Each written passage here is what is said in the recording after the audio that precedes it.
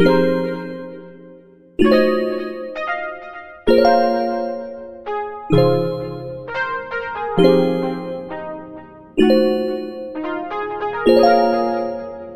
to my channel, it's Wongel. Today is a special day in Ethiopian calendar as well as African calendar. Today is the day that the Ethiopians won against the Italians coming to colonize their country, and won with victory on the Adwa in 1886. So without further ado, first let me wish my people in Amharic መልካም የአድዋ ድል ይሁንልን ለሁላችንም ለኢትዮጵያንና ለመላው የአፍሪካ ህዝብ. So before we get into the actual war that was held for 1 year from 1885 from 1886, let's just try and see why they had to go to war. Okay, so basically what happened in a nutshell, let me just try and put it in a nutshell so that this video is not long and you're not bored.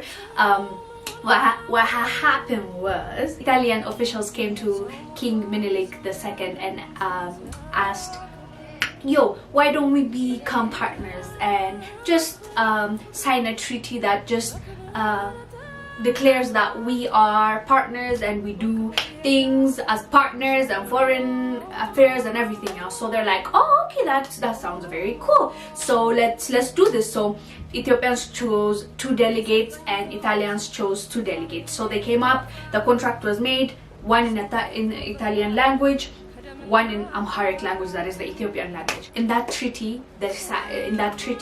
between the Italians and the Ethiopians, the 17th article said something totally different in the Italian version versus the Amharic version.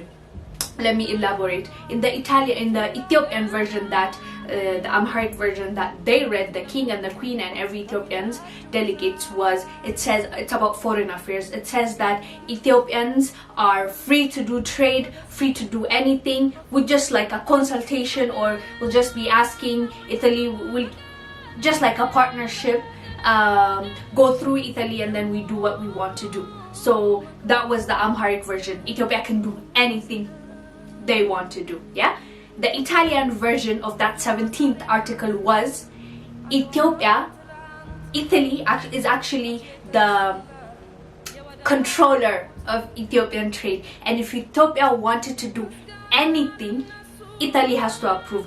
Basically, Italy is the master to Ethiopia, contrary to the 17th article in Amharic. So once the king found out, he was really pissed, as you can imagine. He was pissed, and then the pushing force was actually Eteged Aitu, that is Empress Aitu, that was his wife, the queen. So after they discovered that she was like, nope, she pushed the king to even tear up the contract and say, hell no, we are not going to accept this. We are not going to be somebody's slave. We are not going to be we're not going to be answering or requesting or asking questions in order to do our free trade, our politics, or anything we need to be doing. We don't need Italy, and that's not the treaty we agreed to. No way. So they actually tear up the treaty and said we refuse. So for Italy, this means war. The slick way didn't work. You see, Italy, what they tried to say then was like, no, it's just a misunderstanding of changing it. Come on, misunderstanding of what? One says you are the controller of Ethiopia, but one says Ethiopia is to do free things. Ethiopia is a free country. So basically those 2 things are very different. And imagine if that article was not pointed out or checked. Basically they fooled the Ethiopians. That was what the plan was, but it didn't work, fortunately. So they said no. Italy then declared war. So in 1885, Actually, in 1884, Italy sent the troops, the general, with troops with armed army. They went through Eritrea and they started their journey to come for a war. So the Italians had already spies, like Italians that they already, back in the days, they used to send merchants. They used to send people that do clothes, sew clothes, like all those guys, Italians that were in Ethiopia living as Ethiopians, were actually spies, most of them. So the spies used to go and tell the Italians, and the Italians were like, oh, okay, so Ethiopians are not expecting this, we can come and attack. But joke's on them. some of those, I think most of those spies were actually double spies. They actually say that to them, but then go and advise the empress and the king and say, yo, they are coming, troops are coming, this is going to happen. So basically they helped us out pretty much a lot. So when that information came, now Menelik started asking for the support of the other generals, other territory leaders and everything else, even though at that moment Menelik II was not approved by each and every leader that was around in Ethiopia. They all, when they heard that like there's something coming, like Italians are coming to get and take your people, to come and snatch your country away from you, to come and say I own you, everybody came together and they agreed to help with the king with whatever is needed. So now that we understand why the war came about, now let's go to the war and talk about it a little bit. Aside from bravery, people were really brave and everybody was willing to go out and fight at that moment. Every tribe, every religion, everybody was standing for their country. They were really patriotic about that. But what helped aside from that was, amongst a lot of things, some things that really contributed for Ethiopians to win, that favored Ethiopians against the Italians, and why they won was, one was Italians underestimated the Ethiopians. They really did. You can see while reading the history books or hearing from scholars, you can clearly see they really underestimated the Ethiopians. They were like, okay, they said no, fine, let's send the troops. And it was really done like fast. Like even there's a saying in Amharic that is የቸኮለች አፍሳ ለቀመች. It just basically means, it's closer to the Swahili saying of haraka haraka haina baraka. I think I got it right. So it's like you want to do things fast, you instead lose things, you know. So they wanted to really colonize Ethiopian countries really fast. So they really underestimated the troops. Yeah, the second thing is related to this. They were really in a rush to colonize Ethiopia because, you see, Italy, before they came to Ethiopia and tried to colonize and be part of scramble for Africa, they were actually, the Italy that we know now came together before like 20-30 years before, like after they wanted to take Ethiopia. So basically, as you can see, they wanted to prove themselves. They wanted to show the British or the other colonial countries that they can do it too. So they were kind of in a rush. They were under stress to just come to Ethiopia and just colonize, take what they can. So that was one of the things that contributed as well. Third was geography. You see, they came through Eritrea but then went on to Adwa, but where they put their troops, where they were staying at, was a plain place. So what they wanted to do was, strategically, Ethiopians had the best side of Adwa was like mountainy and something like that. So the Italians are coming from the flat land. So basically, Ethiopians had a strategic place that they can just watch what's going on. They're coming and they can attack while having defense. So the place that the Ethiopians actually, when I say underestimate, Italians underestimated, they just thought, okay, we can go and do this. But the Ethiopians were strategically planning for that. They waited for them in Adwa. The King Menelik II and the troops waited in Adwa for like almost a year because they knew this place will give them high advantage over the Italians to win.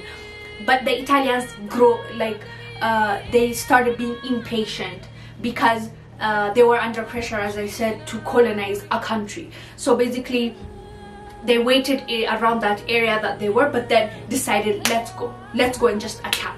But they were waiting for them here. So that also contributed. The fourth one that really contributed is because of the unity that was between the leaders then. Even though the opposition, there were lots of oppositions against the Menelik, as I said, Menelik II, all of them from south, north, west, they just came together to fight off the foreign entity. So they could not accept it, will not accept it, so they came together. That unity made them outnumber the Italians, and it is said to be the Ethiopian troops were from around 110,000 to 140,000. Way more than the Italians' troop. The fifth one, and a very important one, was Ethiopians were highly armed.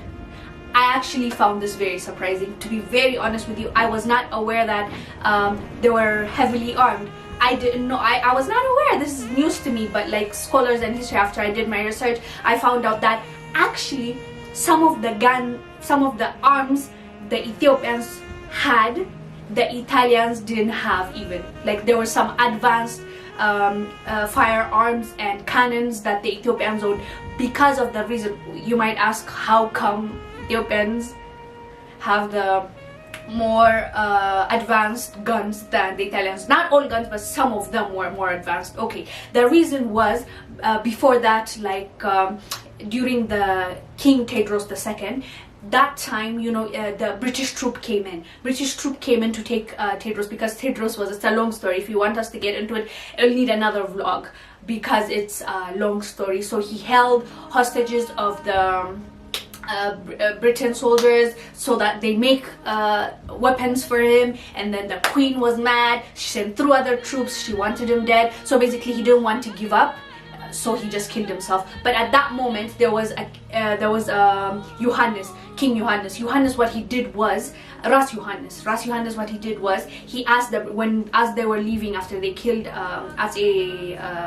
Tedros, they were taking his son and his wife as hostage, and some things that they stole from our country. So they were taking that. So he asked them, okay, you did this, so now give us firearms and give a trainer along with that to train us how it's done. So the Britain people gave the firearms with a trainer and left. So ever since that moment, Ethiopians, generals and leaders have been accumulating firearms. Really, I don't know who told them that they needed, but like, thank God they did. From as Tedros to Minilik, a lot of leaders have been accumulating those guns. So most, even farmers, were armed. So basically, when they heard the word of Italians coming and trying to fight, they had plenty of guns and cannons to fight them off. So that's, and it's not just Italy, even the irony is, even the Italians before this war have been giving Ethiopians leaders guns. So yeah, some guns were used against the Italians that was made by Italians. Irony, yeah? So anyways, that was the fifth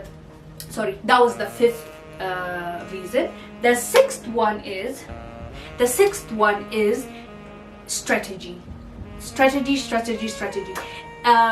You see, as I said earlier, when the Italians came in through, there was from Eritrea, the troops that were, some troops, not all of them, because the king's troop were just coming and they didn't reach there. Some troops that were there that was led by